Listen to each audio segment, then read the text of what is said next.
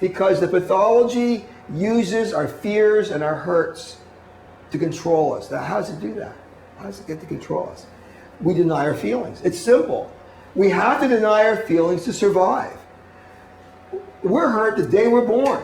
And then we're hurt over and over and over again. And we find ways, or the pathology find ways, to use that to keep us from going deeper. One way is to create projection. So we seek those experiences in the world, and we go over those experiences. We find the same experiences in the world that we had as a child. But even if we try to reconcile it there, we have the larger battle of fighting that within ourselves. A war we never even know existed. We don't even know it exists.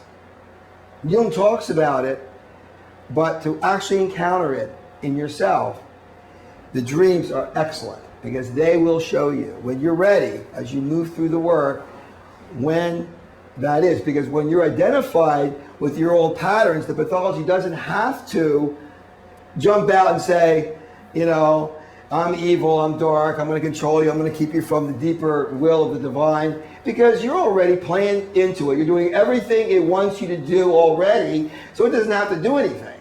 But when you begin to go against it, it starts to reflect itself in the dreams as a being, as a thing itself, and will literally attack and go against you, not just in your dream, but in your outer life as well. But that's down the road.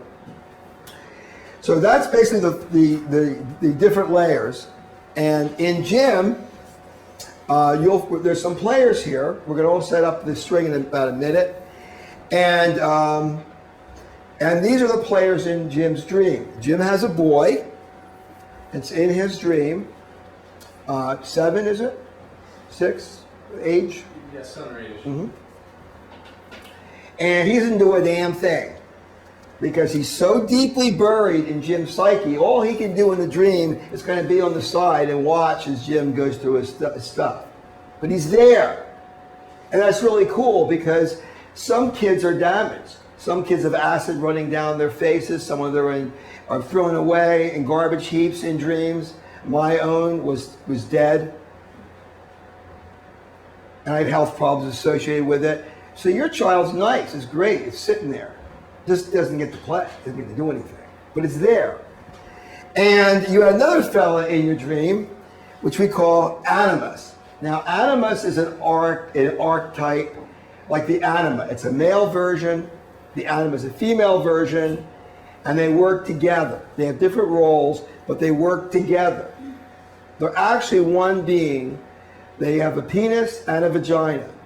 But for the sake of human beings, who have separately a penis and a vagina, as you all know, then the archetype splits off as two, because we live in a dual world with estrogen and testosterone. These forces are in us, and so it splits. So in this dream, I could not find an anima. Well, there is one, yes, there was an anima, and I'll talk about her.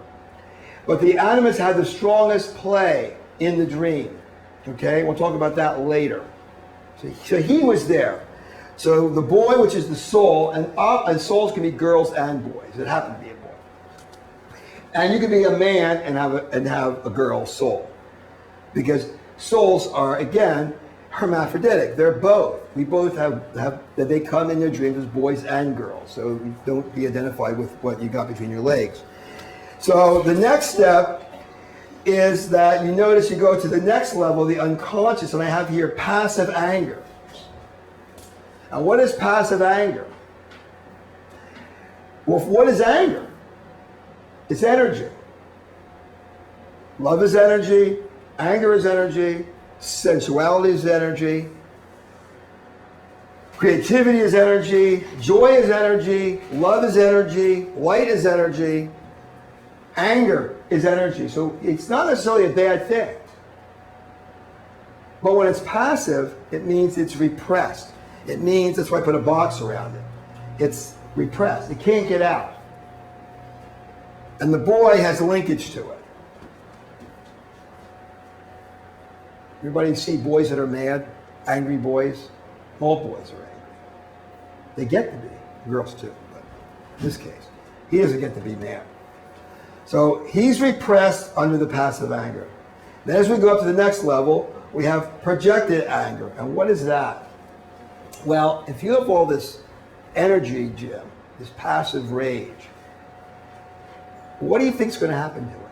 If the boy can't manifest it in a creative expression of your essence, who you are, because you are an extraordinary human being, you just don't know it, because he's down here, and he's you. In your dream, you're not the boy is over there, but that's who you really are. You see what I'm saying? He's extraordinary. But you, without him, you're just another person.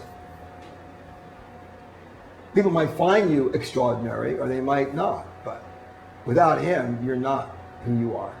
You're not really what I call extraordinary. Extraordinary, meaning unique, because the boy was established before you were born. He has nothing to do with the world. He wasn't created by your mother or your father. He's that spark, that primal spark, that's unique. It's just you. No one else has this exact kid. And what is this beautiful thing doing buried down here? And you can, what I just said is ditto to all of you. Now look at the world. Why is the world so terrible? Because we're lost from ourselves. It's the only reason. If we were all ourselves, it'd be a wonderful world.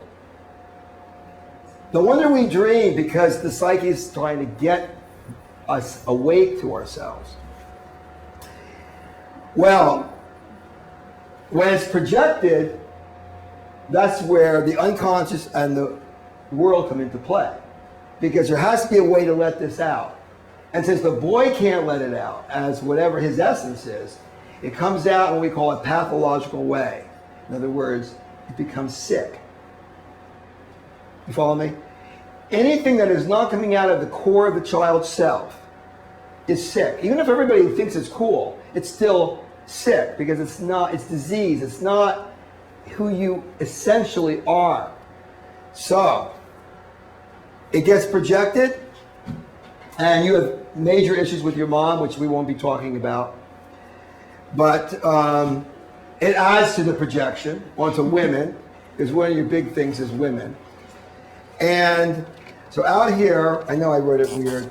This squiggly thing here is the pathology. But the pathology takes shape. It takes form when it's projected into the world. It takes images and feelings and emotions and puts them into the world in a way. So this comes out as, in your case, not in every case, this is Jim's chart.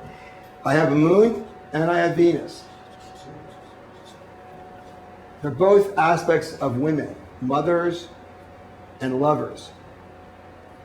Okay?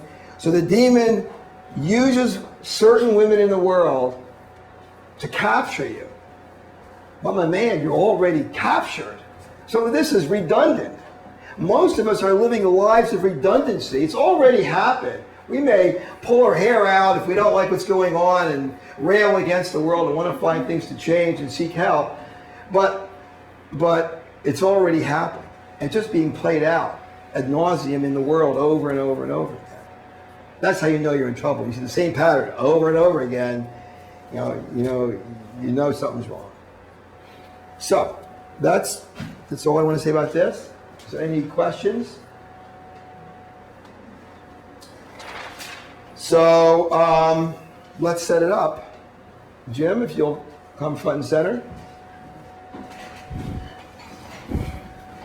We can give him a chair so he won't fall over. So two-dimensional. We'll try to make it more 3. Turn it off. Have a seat right there. Or can you hang on for a second? We have to pause for yes. the transfer of the system. Okay.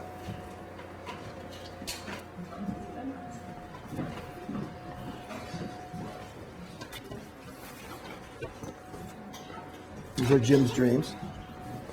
He has 2 dreams.